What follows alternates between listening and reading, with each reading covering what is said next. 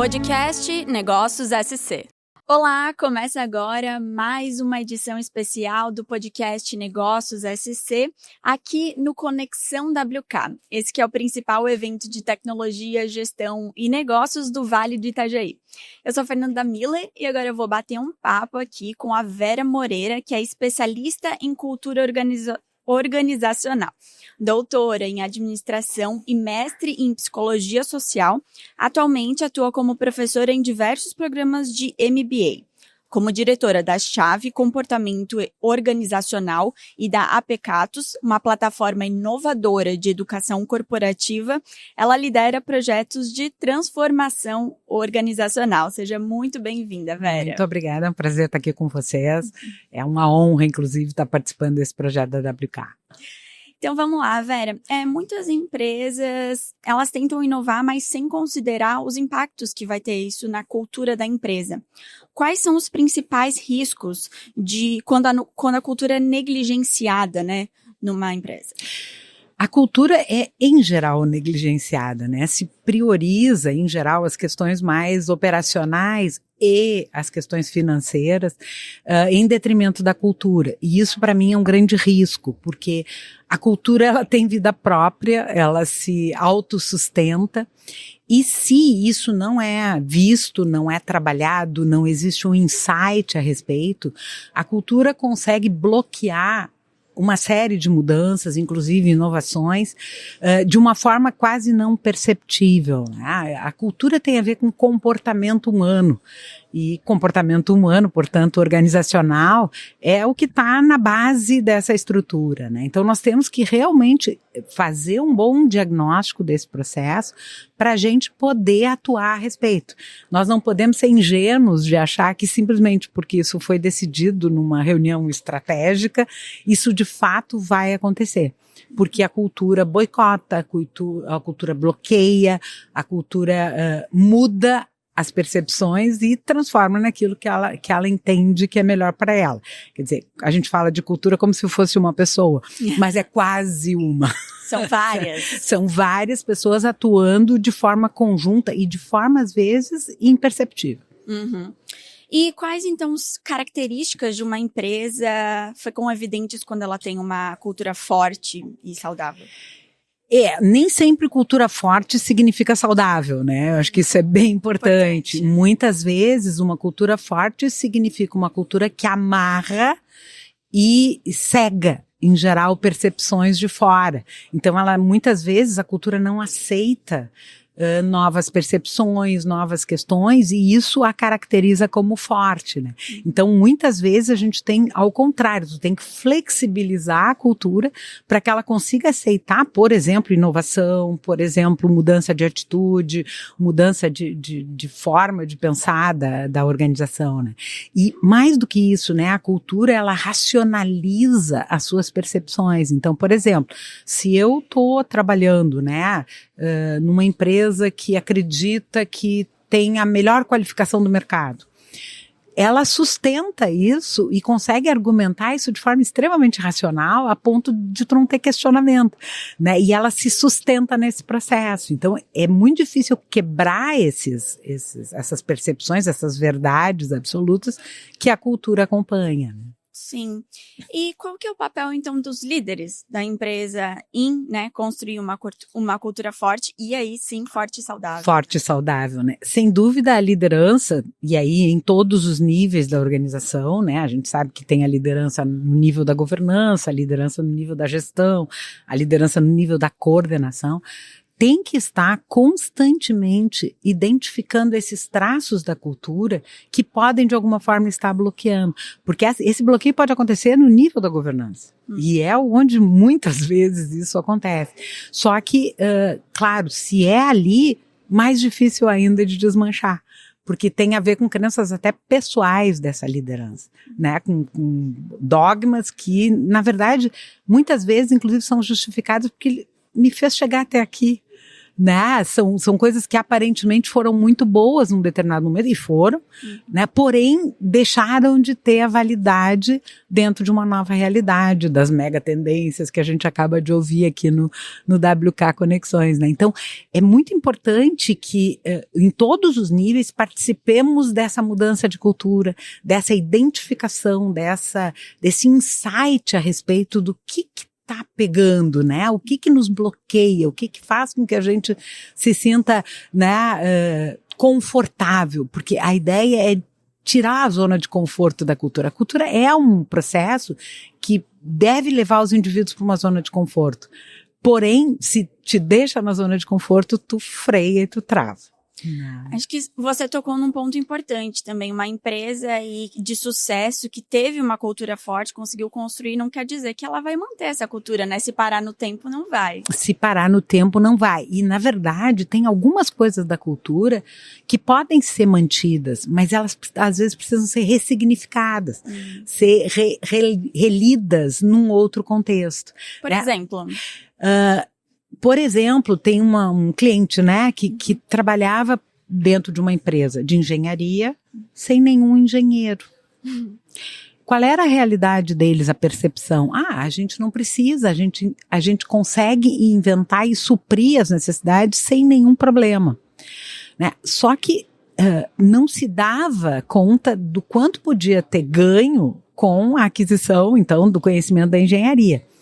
E na medida em que se conseguiu superar, e nunca é um processo fácil, porque tu tem que abrir mão de saberes, tu tem que abrir mão de verdades, e nem sempre tu consegue, né? Então eu brinco que a mudança de cultura, ela é um processo dialético, é uma espiral. Ela vai indo, mas de vez em quando dá uma voltada, vai indo de vez em quando, parece que desmonta, daqui a pouco começa de novo e tal. Mas quando se conseguiu trazer esse conhecimento para dentro da empresa, a percepção do quanto funciona e do quanto o avanço é significativo, muda a percepção de verdade dessas pessoas. Aí a gente consegue mudar. Quer dizer, não vamos mudar o sentimento de, a gente sabe fazer, a gente tá aqui, né? Mas vai mudar a forma, né? E a aquisição, inclusive, de ganhos fantásticos de produtividade, de qualidade e de outras questões. Fiquei um pouco confuso. Uma empresa de engenharia que não tinha engenheiros? Não tinha engenheiros. Tinham alguns professores pardal, a gente brinca com o personagem da Disney, eu falo, mas eu sei que é meio antiguinho, mas o dono e o pai dele eram pessoas que eram inventores. Eles não tinham engenharia, mas eles faziam aquilo, digamos assim, na gambiarra, eles resolviam os problemas. Mas não tinham esse conhecimento agregado que a gente sabe que, nossa, ao longo dos anos evoluiu muito. Claro. Então, como eles sempre fizeram e dava certo, para eles isso era desnecessário, né? Então, eu me lembro o primeiro passo no desenvolvimento disso, eles me disseram, Vera, contratamos um engenheiro. Eu disse, que legal, deixa eu conversar com ele. Ele disse, não, mas ele só vem uma vez a cada 15 dias. Eu digo, acho que vocês não me entenderam. Então, assim, a resistência da cultura, ela vai criando dificuldades ao longo do processo, né? Até chegar, de fato, a ter um engenheiro que é a mudança final, demorou, né? Mas quando ele chegou, e graças a Deus também foi uma pessoa que agregou muito, mudou a concepção, né? Então essa crença que era a base da cultura deles mudou, mas agregou, né? Na verdade, o cerne a gente sabe, a gente faz, se manteve ali. Tá. Legal. É muito interessante esses processos, porque a gente fala em grandes tecnologias, né? E eu acho, obviamente, tem que estar atento a isso, mas a gente não pode esquecer que quem constrói isso são pessoas, né? Por mais que a gente saiba que a inteligência artificial é quase autônoma, né? Mas sempre vai ter alguém fazendo uma pergunta, né? Então, é essa pergunta que a gente precisa trabalhar e deixar muito claro que as pessoas fazem a cultura. E se a gente não trabalhar isso para trazer consciência, para trazer consistência nesse processo, a gente deixa margem para dar tudo errado. Sim. Né? Em fusões e aquisições, isso tem acontecido muito, porque, por incrível que pareça, ainda não se presta atenção nisso. Né? Eu tenho exemplos de empresas da década de 80, 90, que priorizaram na sua venda, né, parceiros que tinham culturas similares. E com isso o sucesso foi muito mais tranquilo. Só que às vezes juntam-se duas estruturas, por exemplo, uma industrial e um fundo, né, com culturas radicalmente diferentes. E aí não se consegue implantar uma terceira cultura, porque nem se valoriza uma, nem se valoriza a outra. Né? Se trata como terra arrasada nesse processo, e aí a gente tem dificuldades. E eu imagino que isso seja ainda mais evidente hoje em dia, que o mercado muda muito, startups rapidamente, o tempo todo sendo vendidas, compradas. Exatamente. E a questão da startup é um negócio interessante sobre a cultura, né? Porque a startup, em geral, é uma empresa muito jovem, onde a cultura ainda não se estabeleceu, né? Ela está em questionamento. E isso é difícil porque muitas vezes existe um desejo, às vezes até expresso, formalmente, escrito, mas não existe uma preocupação em colocá-lo na vida, na prática das pessoas. Né? Então, esse gapzinho tem que ser preenchido, né? E muitas vezes no crescimento da startup, às vezes se prioriza a venda, se prioriza, né, outras questões e não se dá valor à questão cultural, que é muito importante. E aí depois vai colher os frutos no futuro, né? Do que foi feito para preservar essa cultura ou não, positivos ou negativos. Ou negativos. Né? E ainda tem a questão do home office, né? Que eu entendo que nas startups isso está cada vez mais forte e tal. Porém, assim, é muito mais difícil estruturar a cultura à distância, né? A cultura precisa da convivência, precisa do olho no olho, vamos chamar assim, e muitas vezes com o home office a gente perde um pouco, né? Eu brinco que o gestor ruim ao vivo vai ser 10 vezes pior online, né? Então a gente precisa resgatar essa questão, e não sou contra o home office, mas em doses homeopáticas e bem acompanhado, né? Porque acho que a gente precisa trabalhar e, de fato, transmitir cultura é uma questão interpessoal. Você já trabalhou com empresas que têm home office? Já trabalhei com várias empresas que têm processos híbridos, né? Em geral, é mais difícil empresas grandes terem processos de home office integral, né? A maioria empresas pequenas, né? Mas entendo que em todas elas existe inclusive uma reversão, há uma tendência de voltar, de chamar as pessoas de volta, né? Com algumas exceções, exatamente para poder suprir demandas de mercado que às vezes tu não consegue pessoas no teu círculo, tu tem que buscar fora, né? Sim. E aí essas pessoas acabam tendo esse privilégio, digamos assim, de trabalhar isoladamente. Mas, eventualmente, tu tem que trazer.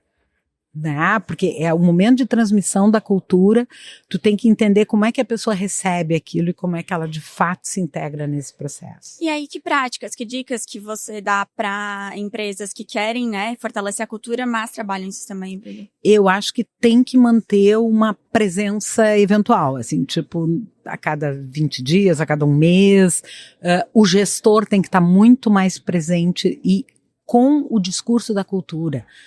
Ou seja, a gente não vai fazer reunião só para falar operacionalmente, a gente vai fazer reunião para falar sobre cultura, né? Que é um tema que foge, em geral, das conversas do dia a dia. E acho que não poderia fugir, né? Ou seja, treinamentos constantes, conversas sobre os temas, né? Sobre as questões comportamentais que permeiam o trabalho. E aí você também mencionou sobre inteligência artificial, né? Em tempos de IA, então quais estratégias a gente pode utilizar, né? Os gestores podem utilizar para introduzir as novas tecnologias e também combater uma certa resistência até que existe, né? De funcionários em utilizar a IA. Eu acho assim, hoje existe um oba-oba de IA, né? E me preocupa muito mais o excesso do que a falta. Porque eu também acho que se supervaloriza algumas questões em detrimento de outras, né? E eu acho que a IA é uma delas.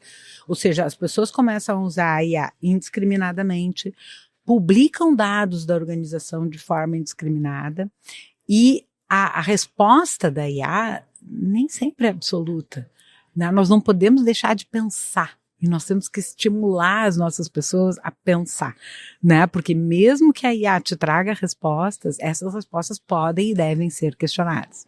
Porque nem sempre elas são absolutas. E são baseadas em dados, às vezes, de outras realidades. Ou em dados que tu mesmo inseriu. Então, a maior preocupação não é introduzir a IA, mas sim uma conscientização na tua visão. Trabalhar melhor com ela, né? E trabalhar de forma racional. O ser humano tem que pensar sobre qualquer ferramenta que ele utiliza. Tecnologia não é um oba-oba, não cabe para qualquer coisa e nem para qualquer pessoa. Ela tem que estar lá, porém, a gente tem que saber usar. Concordo. Que bom. Vera, muito obrigada pelo bate-papo, adorei. Quero deixar esse espaço aqui no final para tu deixar teu contato também, da tua empresa, né? Se alguém aqui ouvindo ficou interessado no teu trabalho e pode aproveitar, né? Ok, eu vou falar então. Meu nome é Vera Suzana Lassance Moreira, estou nas redes. O meu e-mail é vera@chave.com.br e o meu telefone 51, eu sou de Porto Alegre, 999-716355. Estou à disposição, adoro projetos de mudança de cultura, porque eu acho que é de uma riqueza fantástica, né? E tive a oportunidade de trabalhar com a WK nesse processo, né? E tenho muito orgulho, assim, de ver uma empresa que, né, decolou. É muito bom. Que legal, que legal. Muito obrigada, Vera. Agradeço pela oportunidade. Muito obrigada. Obrigada a você também que nos acompanhou nesse episódio. Para conferir mais entrevistas como essa, soluções de comunicação para a sua empresa em Santa Catarina e também para ficar por dentro de tudo que acontece no mercado catarinense, é só acessar negóciossc.com.br. Até a próxima. Tchau. Você acompanhou o podcast Negócios SC.